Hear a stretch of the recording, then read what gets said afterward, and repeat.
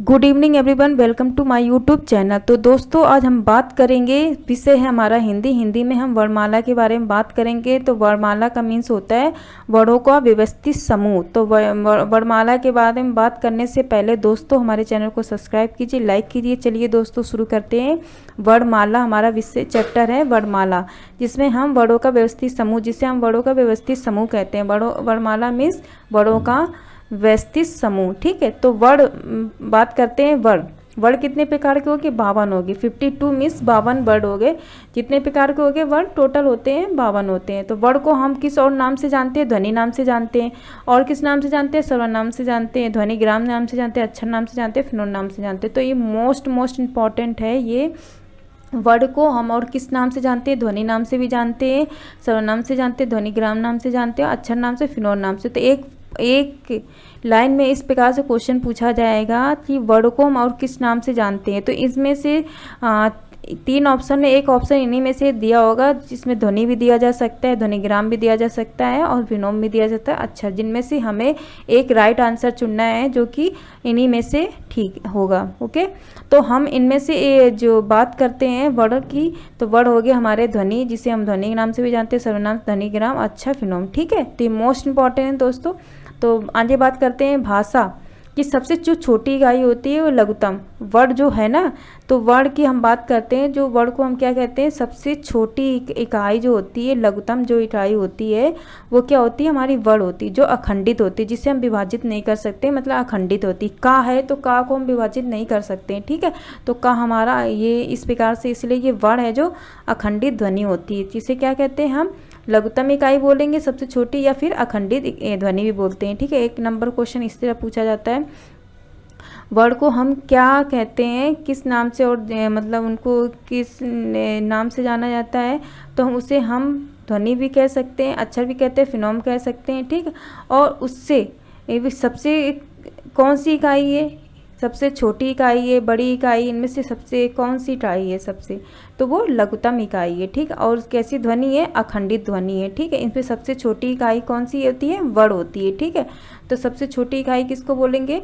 Word बोलेंगे। और इकाई में जो होती है वो लघुत्तम इकाई होती है, वो होती है वर्ड। ठीक है, तो बात करते हैं आगे। नोट है हमारा।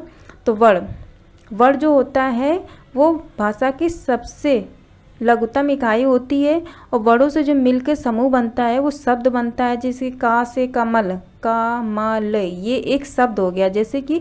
तो वो शब्द को हम बोलेंगे भाषा की सार्थक लघुत्तम इकाई। तो वर्ड हो गया लघुत्तम इकाई हो गया, और सार्थक लघुत्तम इकाई हो गया शब्द हो गया। ठीक है, जिसे हम शब्द को सार्थक लघुत्तम इकाई बोलते हैं। ठीक है, ये मोस्ट इंपॉर्टेंट है, एक नंबर में किसी न किसी एग्जाम में ज़रूर पूछा जाता है दोस्तों, इसे बिल्कुल भी अनदेखा मत कीजिए।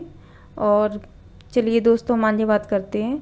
वर्ड से समूह शब्द बनता है, शब्द से बनते हैं हमारे शब्द के जो समूह होते हैं, एक सेंटेंस बनता है, एक वाक्य बनता है। जैसे मैं घर जाता हूँ, तो ये एक वाक्य हो गया, जिसे हम भाषा की कौन सी इकाई होती है? सार्थक इकाई होती है। तो वाक्य की इकाई कौन सी होती है? सार्थक इकाई होती है। शब्द की कौन सी इकाई होती है? सार्थक लघुत्तम इकाई होती है।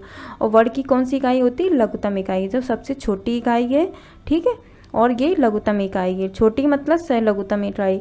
और सार्थक लघुत्तम इकाई कौन होगी? शब्द को बोलते हैं, और सार्थक इकाई को हम क्या बोलते हैं? वाक्य बोलते हैं। चलिए दोस्तों आगे बात करते हैं हम। वर्ड कितने प्रकार के होते हैं? 2 प्रकार के होते हैं। 2 प्रकार मतलब स्वर एंड व्यंजन। स्वर की संख्या कितनी होती है? 11 होती है, और व्यंजन की संख्या कितनी होती है? 33 होती है। तो वर्ड कितने प्रकार के हो गए हमारे? 2 प्रकार के हो गए, स्वर और व्यंजन। स्वर व्यंजन मिलके ही टोटल कितने हो गए? स्वर हमारे 52 हो जाते हैं। ठीक है, तो स्वरों की इसमें वर्डों के 2 प्रकार है, जिसमें हमें स्वर की संख्या कितनी है? 11 है, और व्यंजन की संख्या हमारी 33 है। तो आगे बात करते हैं हम। जो स्वर व्यंजन है, एक किसी जैसे कि नॉर्मल पूछा गया वर्ड कितने प्रकार के हैं? 2 प्रकार के हैं। तो नॉर्मली पूछा गया स्वर कितने प्रकार से हैं? तो टोटल हो गए 11 हो गए, और व्यंजन हो गए 33 हो गए। ठीक है, तो आगे बात करते हैं जैसे उच्चारण के आधार पर वर्डों की संख्या। क्वेश्चन इस प्रकार पूछा जाएगा कि उच्चारण के आधार पर वर्डों की संख्या में स्वरों की संख्या कितनी होती है? मूलतः हिंदी में स्वरों की संख्या तो कितनी होगी? ये 10 होगी। ठीक है, अगर क्वेश्चन में इस तरह पूछा जाएगा उच्चारण के आधार पर वर्णों की संख्या कितनी होती, तो टोटल कितनी होती है? 45 होती है। ठीक है। अगर वर्णों उच्चारण के आधार पे वर्णों की संख्या कितनी होती है, 45 होती है। उच्चारण के आधार पे वर्णों में स्वरों की संख्या कितनी होती है, 10 होती है, और व्यंजन की संख्या कितनी होती है, 35। तो 10 और 35 मिला के टोटल कितने हो गए, 45। तो ये उच्चारण के आधार पे 45 होती है वर्णों की संख्या। आगे बात करते हैं हम, ये बहुत इसे एकदम थोड़ा सा मतलब पूछने की लैंग्वेज है। हमने तो ये देख लिया कि हाँ स्वर 11 होते हैं और व्यंजन 33 होते हैं, टोटल वर्ड 52 होती है, लेकिन ऐसा नहीं है, क्योंकि सबके उच्चारण के आधार पे वर्णों की संख्या अलग होती है और नॉर्मल अलग होती है। जैसे मूल लेखन के आधार पे वर्णों की संख्या कितनी होती है, 52। जो हमारी कुल वर्ण हो रहे थे वो किस आधार पे हैं, लेखन व जो हमारा लिखित होता है वो कितना होता है, टोटल वर्ड 52 होता है, जिसमें हमारे स्वर 13 होते हैं, 35 व्यंजन होते हैं, 4 संयुक्त व्यंजन होते हैं। ठीक है, तो क्वेश्चन में पूछा जाएगा कि लेखन के आधार पे वर्णों की संख्या कितनी होती है, 52 होती है। और अगर पूछते हैं उच्चारण के आधार पे वर्णों की संख्या कितनी होती है, 45 होते हैं, जिसमें स्वर होते हैं 10 और 35 होते हैं व्यंजन। इसी प्रकार से मूल के आधार पर पूछें तो वर्णों की संख्या होगी 52 हो गई, और लेखन के आधार पर पूछते हैं तो भी हमारे वर्णों की संख्या कितनी हो गई, 52 हो, जिसमें हमारे 13 होते हैं स्वर होते हैं, 35 होते हैं व्यंजन होते हैं। ठीक है, और ये 4 होते हैं संयुक्त वर्ण। नेक्स्ट बात करते हैं हम हिंदी में स्वरों की कुल संख्या। क्वेश्चन में पूछा गया हिंदी में स्वरों की कुल संख्या कितनी होगी, 11 हो गई। परंपरागत हिंदी में मूलतः जो संपूर्ण वर्णमाला में स्वरों की संख्या कितनी होती है, 13। ठीक है, ये थोड़ा डिफरेंट है बस, ये जिसमें परंपरागत पूछ दिया, परंपरागत में वर्णमालों में स्वरों की संख्या कितनी है, 13। इस प्रकार पूछेगा तो कितनी होगी संख्या, 13 हो गई। हिंदी में संपूर्ण बोल दे, अभी यहाँ पे बोला गया हिंदी में स्वरों की संख्या कुल कितनी है, 11। अगर हिंदी में संपूर्ण वर्णमाला में स्वरों की संख्या पूछेगा संपूर्ण में तो कितनी होगी, 13 होगी।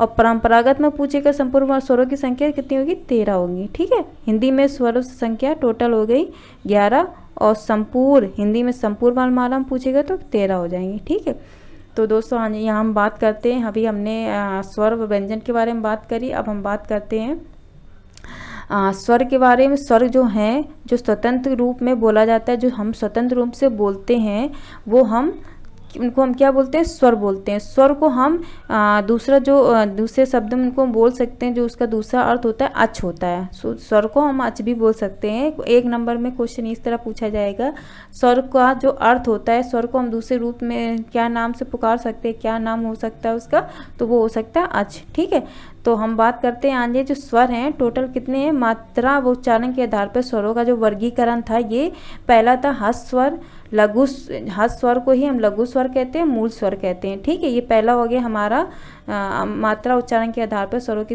जो वर्गीकरण है। पहला है हमारा हस्त स्वर जिसे हमें लघु स्वर और मूल स्वर कहते हैं। ठीक है, दूसरा है हमारा दीर्घ स्वर, और तीसरा है हमारा लुप्त स्वर। तो ये हो गया 3 स्वर हो गए, जिसमें हम बात करते हैं हस्त स्वर। पहला स्वर की बात करते हैं हस्त स्वर, जिसे हमें लघु स्वर और मूल स्वर। 1 नंबर क्वेश्चन पूछा जा सकता है, जैसे हमें आ दे दिया, 3 ऑप्शन में आ दे दिया और पूछा गया इसमें कौन सा वर्ण जो हस्त स्वर है, तो इसमें 3 में से किसी 4 ऑप्शन में किसी एक में एक ये दे देगा तो वो हमारा क्या हो जाएगा, हस्त स्वर हो जाएगा। ठीक है, इस प्रकार क्वेश्चन पूछा जाएगा। नेक्स्ट क्वेश्चन इस तरह पूछा जा सकता है, जैसे कि लघु स्वर इनमें से कौन है, तो 4 ऑप्शन में इनमें से किसी एक को दिया जाएगा, वो हो जाएगा हमारा, उसमें से अगर आ ई उ रीढ़ ये इनमें से एक होगा वो हमारा आंसर होगा। ठीक है, तो हस्त स्वर, लघु स्वर या मूल स्वर ये जो होते हैं, आ होता है छोटा आ, छोटी ई, छोटा ऊ और री होता है। ठीक है, तो ये कितनी संख्या होती है, हस्त स्वर लघु मूल स्वर की कितने प्रकार के होते हैं, 4 होते हैं। कितनी संख्या होती है, 4 होती है। कौन सी होते हैं, छोटा आ, छोटी ई, छोटा ऊ और री होता है। ठीक है, तो ये मोस्ट इम्पॉर्टेंट है ना, ये तो आपको पूरा इम्पॉर्टेंट है दोस्तों। ठीक है, बात करते हैं दीर्घ, जो हस्त स्वर लघु स्वर मूल स्वर होते कम समय लगे, जिसमें हम बोलने में का आ ई मतलब बोलने में बिल्कुल कम समय लगे, वो होता है हस्त स्वर लघु स्वर मूल स्वर। इन तीनों का एक ही नाम है, इनको तीनों में कोई भी एक बोल सकते हैं। ठीक है, जिनको हम छोटा आ, छोटी ऊ, छोटा ऊ और री के बोलते हैं। ठीक है, नेक्स्ट हम जो दूसरा इनका है प्रकार दीर्घ स्वर बी नंबर, जो हम उसको बोलने में थोड़ा सा उससे थोड़ा अधिक समय लगे। ठीक है, जो उससे अधिक ह्रस्व स्वर, लघु स्वर, मूल स्वर से अधिक समय लगे उसे हम बोलते हैं दीर्घ स्वर। जो कि कितने प्रकार के होते हैं, जैसे कि ये दे रहे हैं छोटा बड़ा आ, बड़े छोटी ई और बड़ा ऊ, ए आय ओ आओ अन आहा। ठीक है, कितने हो गए ये हो गए टोटल 9। कितने प्रकार के होते हैं टोटल? ये 7 होते हैं, लेकिन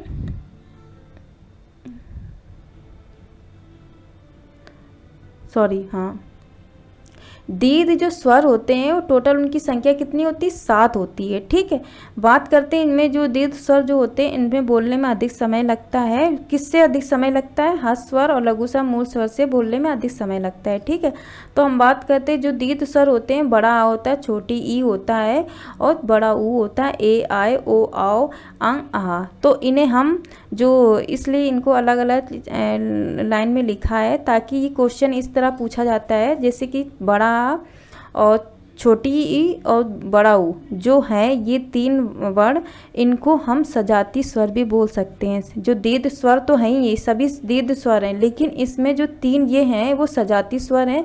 क्वेश्चन इस तरह पूछा जाएगा कि इनमें कौन सा वर्ण जो सजाती स्वर है, तो उनमें से 4 ऑप्शन में एक इनमें से दिया होगा जो कि हमारा सजाती स्वर होगा। ठीक है, तो नेक्स्ट ये वाला आ जाए ए आय ओ आओ, ये इनको हम दूसरा नाम से और क्या बोल सकते हैं? इन चारों को हम विजाती स्वर भी बोलते हैं। विजाती स्वर क्या हो गए? ए आय ओ आओ। तो 4 ऑप्शन में एक ऐसे पूछा जाएगा कि विजय इनमें से कौन सा वर्ड जो है स्वर जो विजाती स्वर है, तो कौन सा है इनमें से चारों में से कोई एक दिया होगा, वो हमारा आंसर होगा। ठीक है, तो नेक्स्ट हम बात करते हैं अन आहा। अन आहा तो हम अयोग्यवाह भी कहते हैं। अन आहा तो अयोग्यवाह कौन से हो गए हमारे वर्ड? अन हो गए, आहा हो गया। ठीक है, लेकिन अन को हम अनुनासिक भी बोलते हैं, अनुस्वार भी बोलते हैं। अन को हम अनुनासिक अनुस्वार भी बोलते हैं। ठीक है, ये बहुत ही थोड़ा सा याद करने में है, लेकिन ये इतने एक छोटे छोटी चीज़ का फ़र्क है, इससे आपको पता होना चाहिए, इसलिए मैंने इनको अलग अलग लाइन पे लिखा है ताकि आपको याद करने में दिक्कत ना हो। टोटल दीर्घ स्वर कितने होंगे? 7 हो गए। इसमें हमने बात कर ली है, अयोग्यवाह की बात हो गई, विजाती स्वर हो गए, सजाती स्वर हो गए। ठीक है, और बात करते हैं अगर दीर्घ स्वर की बात करता है, इन्हीं में से कोई एक होगा वो हमारा दीर्घ स्वर होगा। ठीक है, क्वेश्चन में। लेकिन अंक की हो गए अनुनासिक स्वर बोलते हैं, अनुस्वार स्वर सब बोलते हैं। ठीक है, आहा मतलब आहा तो हम विसर्ग भी बोलते हैं। ठीक है, इनमें से कौन सा विसर्ग है? तो इनमें कौन सा होगा? आहा होगा। हमारे इन्हीं ऑप्शन में 4 ऑप्शन में एक ऑप्शन दिया होगा जो कि हमारा विसर्ग होगा। ठीक है, तो दोस्तों हमने यहाँ तक बात कर ली।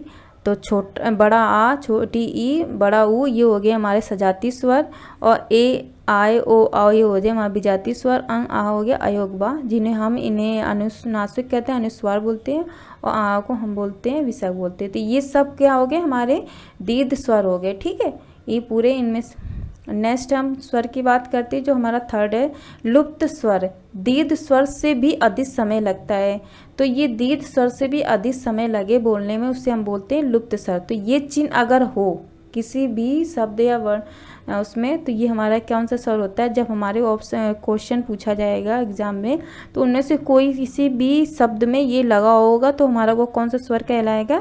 लुप्त स्वर। ओम लिखा होगा, ओम क्या होता है? हमारा लुप्त स्वर हो गया, ये हो गया हमारे लुप्त स्वर। ठीक है, ये बहुत ही आसान है, इसे तो आप देख के ही एकदम से आंसर राइट हो जाएगा। ठीक है, नेक्स्ट बात करते हैं हमने यहाँ पे वर्ण और स्वर के व्यंजन के बारे में बात कर चुके थे। आगे हम बात करते हैं, जैसे कि हमने अभी बात करी थी कि स्वर जो वर्गीकरण किया था, यहाँ पे मात्रा उच्चारण के आधार पे स्वरों का वर्गीकरण कितना था? 3 था, जिसमें पहला क्या था? ह्रस्व स्वर, लघु स्वर, मूल स्वर, जिसे हमें एक ही पहला है। दूसरा हमारा दीर्घ स्वर था। तीसरा क्या था? लुप्त स्वर। तो इस ये मात्रा उच्चारण के आधार पे था, 3 प्रकार से, ठीक है। इसी प्रकार से जो मतलब स्वर हैं, स्वरों की बात हो रही है, हम बात कर रहे हैं। इसी प्रकार से जो जीभ के आधार पे जो स्वर होते हैं वो भी 3 प्रकार से होते हैं, ठीक है। अभी हमने पहले बात करी मात्रा उच्चारण के आधार पे स्वर 3 प्रकार से है, लेकिन जीभ के आधार पे स्वर कितने प्रकार से, वो भी 3 प्रकार से। तो पहला कौन सा स्वर हो गया, आगे हो गया, दूसरा हो गया मध्य हो गया, तीसरा हो गया हमारा पश्च, ठीक है। तो हमने बात करी जीभ के आधार पे स्वर कितने हो गए, 3 प्रकार के हो गए। इनकी हम ट्रिक के हिसाब से याद करें तो अग्री बोल दे तो आ मतलब अग्र हो गया, अग्री मिस हो गया हमारा, जीरी मतलब ये मात्रा है, मात्राओं के हिसाब से भी इसे हम याद कर सकते हैं, ठीक है। इसलिए ये हमने ट्रिक बनाई है, इससे इम्पॉर्टेंट नहीं, आपको इधर इससे आपको याद होना चाहिए अग्र मध्य पश्च, ठीक है। आगे पीछे बीच में मध्य, ठीक है, इससे अच्छा आसानी याद होगा आपको। तो जीभ के आधार पे जो स्वर होते हैं 3 प्रकार से होते हैं, अग्र मध्य पश्च। तो अग्र के बारे में बात करते हैं, आज हमारे जो वर्ड होते हैं क्या होते हैं, छोटी ई बड़ी ई ए आए, ठीक है, छोटी ई बड़ी ई ए आए। तो अगर क्वेश्चन में पूछा जाए कि अग्र जो स्वर होते हैं इनमें से कौन सा वर्ड है अग्र स्वर में, तो इनमें से 4 ऑप्शन में किसी एक में ये दिया होगा तो वो हमारा राइट होगा, ठीक है। नेक्स्ट बात करते हैं हम मध्य स्वर, सेकंड है हमारा जो जो इसमें वर्ड होता है हमारा छोटा आ होता है, सिर्फ छोटा आ ही होता है। तीसरा जो हमारा स्वर है इसमें जीभ के आधार पे तो वो है हमारा पश्च, जिसमें बड़ा आता है, छोटा ऊ आता है, बड़ा ऊ आता है, ओ आओ आता है, जिसमें हमारे 5 वर्ण आते हैं। पश्च मतलब स्वर में हमारे 5 स्वर आते हैं, ठीक है। तो दोस्तों जीभ के आधार पे 3 प्रकार से होते हैं हमारे स्वर, अग्र मध्य पश्च, जिनके ये वर्ड दे रखे हैं। दोस्तों आगे बात करते हैं मुख्य द्वार खुलने के आधार पे स्वर 4 प्रकार के होते हैं। अभी हमने बात करी थी मात्रा के आधार पे, तो हमारे 3 प्रकार के थे। जीभ के आधार पे बात करी 3 प्रकार की बात करी। मुख्य द्वार खोलने के आधार पे स्वर कितने होते हैं, 4 प्रकार के होते हैं। तो हमने बात करी मुख्य द्वार खोलने के आधार पे 4 प्रकार। पहला कौन सा हो गया हमारा, पहला होगा हमारा विव्रत, अधविव्रत, संवत, अध संवत, ठीक है। ये 4 हो गए जिनके हम विव्रत को हम जो वर्ड होता है वो होता है बड़ा, जिसे हम बड़ा बोलते हैं, ठीक है। अधविव्रत का जो वर्ड होते हैं छोटा होता है, ए होता है, औ होता है, ठीक है, जिसे हम हाफ ओपन भी बोल सकते हैं और विव्रत को हम ओपन भी बोल सकते हैं। ओपन शब्द कौन सा है तो वो कौन सा है, बड़ा होगा। हाफ ओपन बस शब्द कौन सा है, छोटा ए आओ, ठीक है। तो संवत की बात करें तो छोटी ई हो गया, बड़ी ई हो गया, ऊ आओ हो गया, ये हमारे क्या होते हैं क्लोज जो सब होंगे हमारे क्या होंगे, छोटी बड़ी ई ऊ आओ, ठीक है। आज संवत की बात करें ए आओ हो गया, तो जिसे हम हाफ क्लोज कहते हैं अर्ध संवत, ठीक है। आगे बात करते हैं हम, ये आपको हर में पता होना चाहिए, स्वर डिफरेंस मुख के आधार पे, जीभ के आधार पे, मात्रा उच्चारण के आधार पे स्वर कितने प्रकार के होते हैं, ठीक है। नेक्स्ट बात करते हैं हम होठों की स्थिति के आधार पे स्वर कितने प्रकार के होते हैं, 2 प्रकार के होते हैं, आवृत मुखी और विव्रत मुखी। कितने प्रकार के होते हैं, आवृत मुखी होता है, विव्रत मुखी हो गए, 2 प्रकार के होते हैं। आवृत मुखी में होते हैं छोटा बड़ा, छोटी बड़ी, ए आए, ठीक है। और विव्रत मुखी में कौन से हो गए, छोटा ऊ, बड़ा ऊ, ओ आओ, ये हो गया हमारा विव्रत मुखी। तो 2 प्रकार के हो गए होठों के आधार पे।